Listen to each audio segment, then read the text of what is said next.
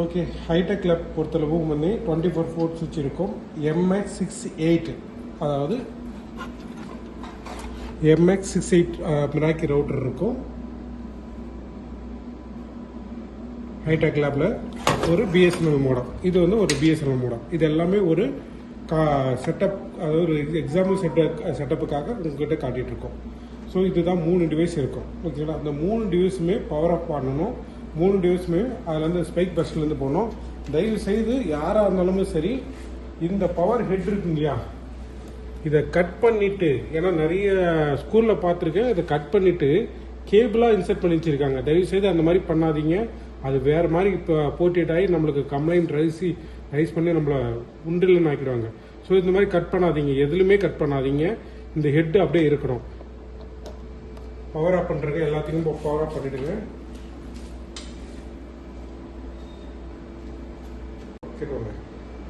இப்போ பார்த்தீங்கன்னா சிஸ்கோ மிராக்கில் வந்து 16 amps பவர் ஹெட் கொடுப்பாங்க. சப்போஸ் அதில் வந்து பார்த்தீங்கன்னா ஸ்பைக் பஸ்ஸில் 16 amps இல்லைன்னா சில பேர் என்ன பண்ணிடுறாங்க, இதை கட் பண்ணி மாட்டுறாங்க.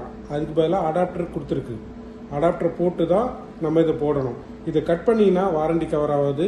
அது போல் ஷார்ட் சர்க்கியூட் ஆகும். என்டையர் டிவைஸே வந்து போயிடும். ஒவ்வொரு டிவைஸும் ரொம்ப காஸ்ட்லியான டிவைஸு.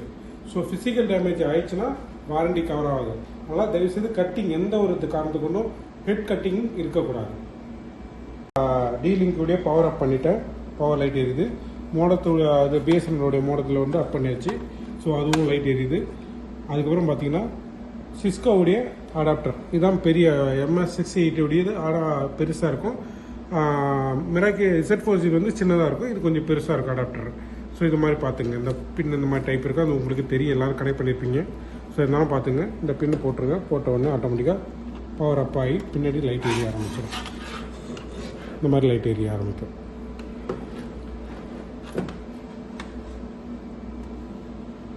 அடுத்தது கனெக்ஷன். ஓகேங்களா, கனெக்ஷன் வந்து பார்த்தீங்கன்னா இது வந்து பிஎஸ்என்எல் மோடம். அசியூம் இதெல்லாமே பிஎஸ்என்எல் மோடம். பிஎஸ்என்எல் மோடத்துலேருந்து இன்டர்நெட் 1. ஸோ இன்டர்நெட் 1 கொடுத்தீங்கன்னா ஆட்டோமேட்டிக்காக லைன் பிளிங்க் ஆக ஆரம்பிச்சிடும். ஸோ இப்போ இன்டர்நெட் லைன் ஒர்க் ஆகிடுச்சு. ஓகேங்களா, அடுத்தது நமக்கு வந்து போர்ட் நம்பர் மிராக்கி போர்ட் நம்பர் 3லேருந்து சுவிட்சுக்கு கொடுக்குறோம். போர்ட் நம்பர் 1ல் சுவிட்சு கொடுத்துட்டா இது ரெண்டுமே இன்டர் கனெக்ட் ஆகிடுச்சு.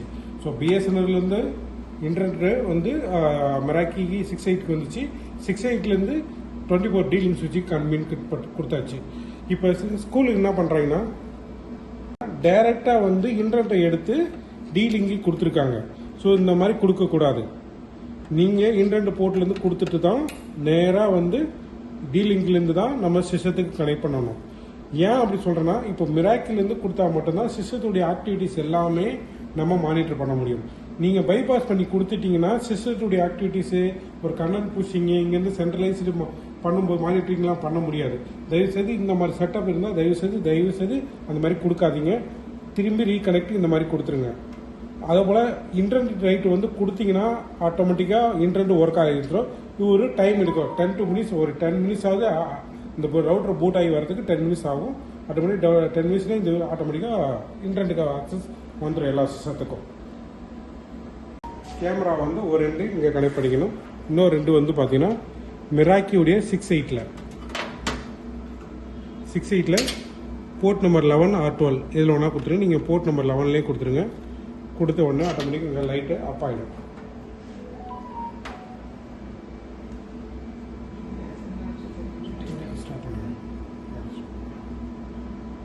ஓகே, ஸோ இப்போ வந்து கேமரா லைன் அப் ஆகிடுச்சு.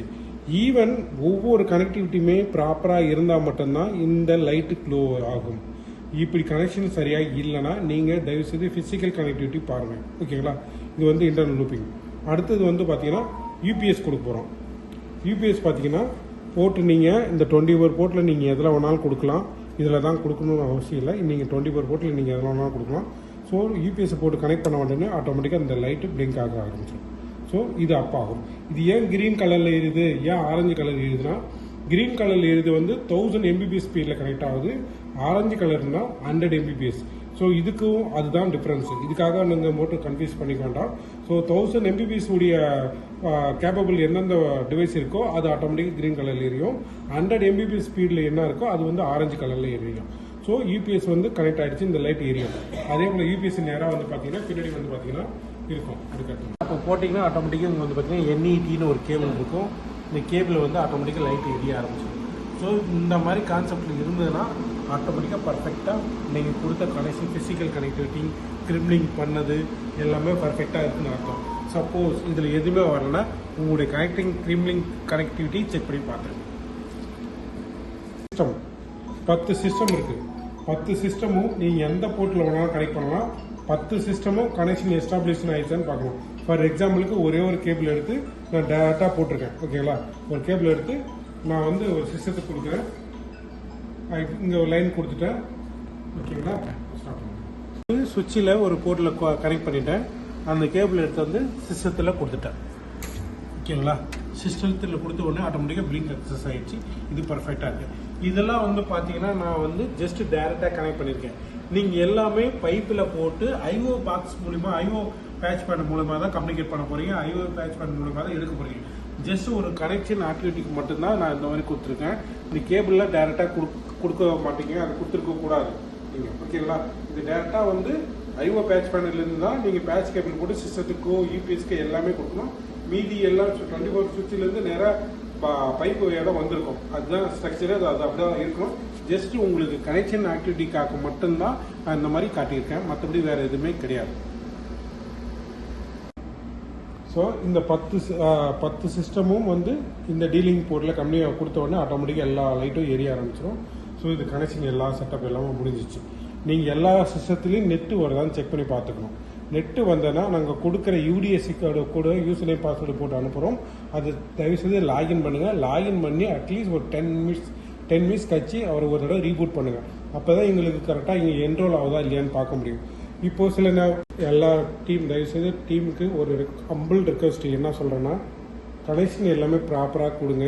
ஏன்னா குழந்தைங்க, சின்ன பசங்க இருக்கிற இடம், கேபிள்லாம் அதை சரியாக பண்ணாமல், டேக் பண்ணாமல், கொஞ்சம் தொங்குற மாதிரி இருந்து கொஞ்சம் பிரச்சனை வந்து கிரியேட் ஆகாமல் இருக்கிற மாதிரி பார்த்துக்க.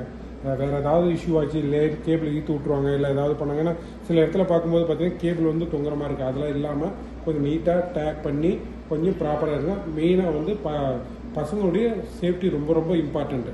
அதை மட்டும் தயவுசெய்து மனசில் வச்சுக்கிட்டு தயவுசெய்து பண்ணுங்கள். இது எங்களுடைய அன்பான வேண்டுகோள்.